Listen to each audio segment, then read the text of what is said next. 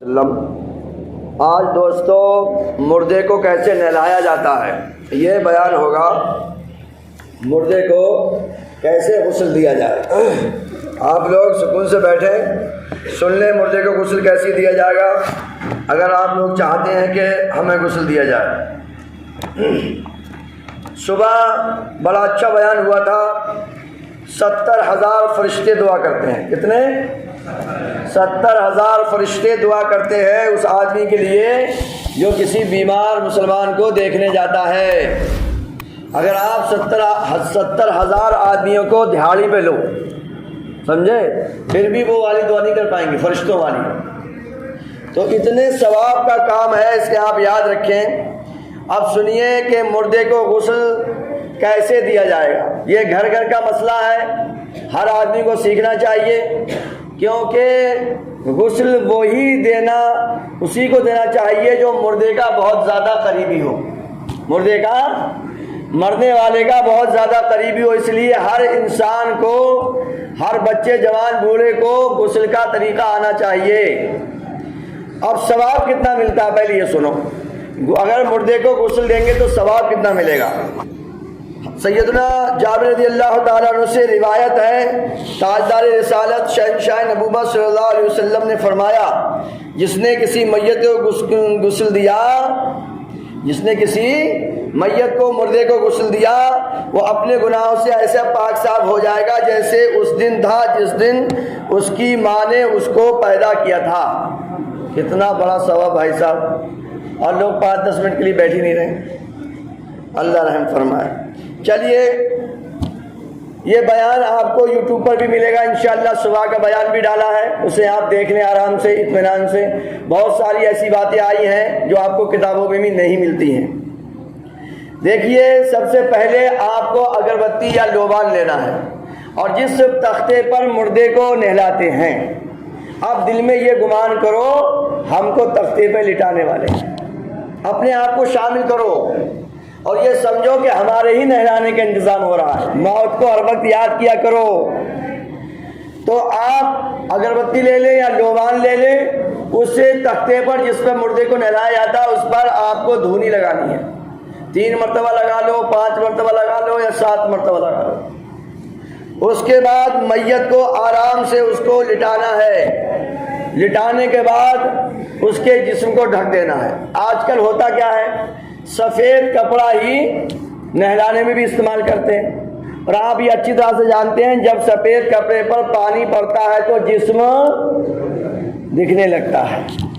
تو نہلانے کے لیے جو چادر ڈھک کے ہم نہلائیں وہ چادر کلر والی ہونا چاہیے، وہ بہتر ہے، نیلی ہو، قطعی ہو، ہری ہو، گلابی ہو اور موٹی ہو، تاکہ جسم نہ چمکے جب اس کپڑے پہ پانی پڑ جائے تو یہ زیادہ بہتر ہے، کیونکہ مردے کی جسم کو دیکھنا صحیح نہیں ہے۔ ناف سے لے کر گھٹنے تک کی بات کر رہا ہوں میں۔ اب آپ کپڑے بڑی نرمی سے نکالیے، کیونکہ مردے کی رگ رگ دکھی ہوئی ہے۔ جب روح نکلتی ہے تو میں نے بتایا تھا صبح آپ کو، پھر ایک بات اور سنو کہ اگر حضرت مولا علی فرماتے ہیں 1000 تلواریں زندہ آدمی کے ماری جائیں تب بھی اتنا درد نہیں ہوتا جتنا روح نکلتے وقت ہوتا ہے۔ بھائی صاحب سمجھ میں بات آ رہی ہے آپ کے؟ تو نرمی سے کپڑے نکالے جائیں گے، اتنے نکل سکتے ہیں، باقی کاٹ کے نکالے جائیں گے۔ آپ چادر کو آپ نے ڈھک دیا، اب جو لوگ غسل دینے والے ہیں وہی وہاں رہیں۔ ہاتھ میں وہ کیا کہتے ہیں، دستانے بنتے ہیں، کپڑے کے ہتھی بولتے ہیں، کوئی دستانے بولتے ہیں، اس کو پہن لے۔ مردے کو سب سے پہلے استنجا کروایا جائے گا، آگے کے مقام پر اور پیچھے کے مقام پر، یعنی پانی ڈال کے اس کو دھو دیا جائے گا۔ اس کے بعد وہ دستانے نکال دیے جائیں گے۔ پھر مردے کو وضو کروایا جائے گا۔ وضو میں اس کا چہرہ دھویا جائے گا اور ہاتھ دھوئے جائیں گے، مسح کروایا جائے گا اور پیر دھوئے جائیں گے۔ اور رہ گئے یہ کلی اور ناک میں پانی، تو کپڑے میں یا روئی بھگو کر اس کے دانتوں پہ آرام سے گھمایا جائے گا اور ناک میں ایسے ایسے کر دیا جائے گا، یعنی ناک میں اوپر گھما دیا جائے گا روئی وغیرہ لگا کے۔ اس کے بعد مردے کو لٹایا جائے گا بائیں کروٹ پر، لیفٹ سائڈ پہ مردے کو لٹایا جائے گا۔ اب اس کی دہنی والی کروٹ اوپر آ جائے گی، اس کے پورے جسم پہ پانی بہایا جائے گا یہاں تک کہ نیچے تک پہنچ جائے پانی۔ پھر اس کو سیدھی کروٹ پر لٹایا جائے گا مردے کو، सीधी करवट पे लिटाओ, बाई करवट पे पूरे पे पानी फेंक डाल दो। पानी गुनगुना हो तो बेहतर है। बेरी के पत्ते में आप पानी खौला के और उसको गुनगुना कर लें, बहुत ज़्यादा तेज़ गर्म ना होना चाहिए, हल्का हल्का गर्म हो, उससे आप मुर्दे को नहलवाएं। ये नहलाने हो गया। अब थोड़ा पेट पे हाथ मसल दो, पेट पे ऊपर से ऐसे करके हाथ मसल दो कि अगर कुछ गंदगी हो तो निकल जाए, और अगर गंदगी निकलेगी तो दोबारा वुज़ू और गुस्ल नहीं होगा, बस वहीं पर पानी बहा के उसको बहा दो। ये साफ गुस्ल हो गया मुर्दे का। उसके बाद अब आप अच्छी तरह से उसको ढक दीजिए, अच्छी खुश्क चादर उस पर डालकर, और उसको चारपाई पे ले आइए। अभी हम गुस्ल का तरीका, ये मर्दों का गुस्ल का तरीका है। मर्दों को मर्द नहलाएंगे, औरतों को औरतें नहलाएंगी। यही औरतों का भी तरीका रहेगा, मगर यह है कि उनके बालों में शैम्पू और साबुन लगा सकते हैं, मगर ज़्यादा उलझाव ना करें, क्योंकि बाल औरतों के लंबे होते हैं, उलझेंगे तो उनको तकलीफ होगी। बहरहाल सुकून से आराम से यही तरीका औरतों का भी रहेगा नहलाने का, मगर औरतों को औरतें नहलाएंगी। अब आप ये सुन लीजिए कि नहलाने वाले को कुछ एहतियात करना चाहिए। जो भी नहलाने वाला हो पाक साफ हो, ऐसा ना खुद नापाक फिर रहा है और नहलाना शुरू कर दे। गुस्ल हो जाएगा मगर ये मकरूह होगा। ऐसे ही औरतों को नहलाएं तो वो औरतें नहलाएं जिन्हें माहवारी वगैरह ना आ रही हो, ऐसी औरतें गुस्ल दें औरतों को। और बेहतर यह है कि नहलाने वाला मैयत का सबसे ज़्यादा करीबी हो। अगर बाप का इंतकाल हो गया तो बेटा गुस्ल दे, और बेटा गुस्ल देगा कब? जब याद करेगा, तरीका सीखेगा। हर घर में मौत आनी है, हम भी जाएंगे, तुम भी जाओगे। करीबी का इसमें दिया, करीबी घर वाला नहलवाए। तो भाई साहब सब लोग गुस्ल का तरीका सीख लो, पता नहीं कब किसको ज़रूरत पड़ जाए। उसके बाद खुशबू, मुर्दे के आसपास खुशबू सुलग रही हो, और अगर कोई बुरी चीज़ देखे नहलाने वाला तो उसे लोगों में ना बताए। इसीलिए कहा गया कि घर का करीबी बंदा, हो सकता है कुछ उसके जिस्म में ऐब रहा हो जिसे बेचारा छुपाता हो, तो दूसरा होगा अरे गा दिया, अरे हमने तो उसके ऐसे देखा, हमने तो ऐसे उसके देखा।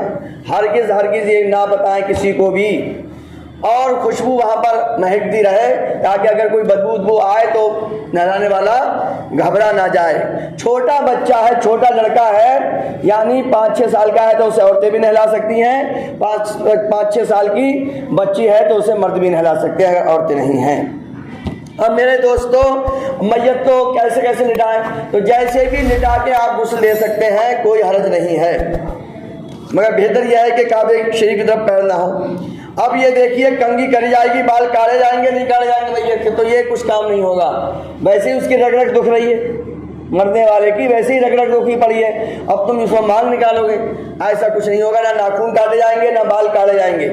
और अगर नाखून वगैरह कोई टूट गया है, कोई जिस्म का हिस्सा टूट गया, तो वो साथ में रखा जाएगा उसके और दफन किया जाएगा। क्या शौहर अपनी बीवी को गुस्ल दे सकता है? हरगिज़ नहीं दे सकता। समझे कि नहीं समझे? शौहर अपनी बीवी को गुस्ल नहीं देगा, औरतें ही गुस्ल देंगी। ऐसे ही औरत भी अपने शौहर को गुस्ल नहीं देगी, मर्द मर्दों को गुस्ल देंगे।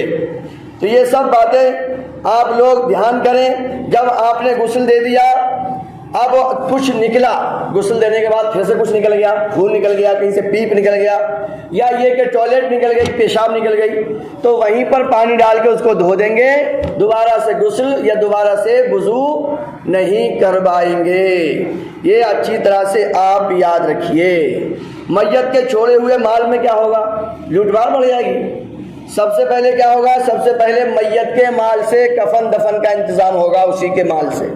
उसके बाद अगर उसने कोई वसीयत की है कि मेरा माल किसी को दे देना, मस्जिद में मदरसे में दे देना, तो 1/3 माल में वसीयत जारी होगी। बाकी फिर मीरास होगी, यानी उसकी औलाद के दरमियान माल बटेगा। इसमें लड़कियां भी शामिल हैं, ये याद रखिए। बाप की जायदाद में लड़कियां भी शामिल हैं, मगर आजकल लड़कियों को छोड़ दिया जाता है। कब्र में बहुत अच्छी तरह से सर्विस होगी ऐसे लोगों की जो लड़कियों को हिस्सा नहीं देते हैं। इसका तरीका यह है, दहेज मत दो, लड़की को अपनी जायदाद में हिस्सा दो। दहेज वाला भी सिस्टम बंद हो जाएगा और तुम भी इस फर्ज से निपट जाओगे। तो ये सब गुस्ल के कायदे कानून थे آپ لوگ اس کو بار بار سنیں. ہم یہ مائی امام یوٹیوب چینل پہ اس کو ڈال دیں گے. صبح کا بیان ابھی آپ کے موبائل پہ آ جائے گا. سارے لوگ چینل جو ہے مائی امام اس کو سبسکرائب کرو. یہ دین کی باتیں آپ کو سننے کو مل رہی ہیں. یہ طریقہ اور یہ سلیقہ زندگی بھر بار بار انہیں سنا کرو. لوگوں کو بھی شیئر کر دیا کرو تاکہ زیادہ سے زیادہ لوگ دین سمجھیں. اور جتنی دیر دین کی باتیں سنیں گے اتنے دیر گناہوں سے تو بچے رہیں گے. اللہ ہم سب کو مل جل کر دین کا کام کرنے اور دین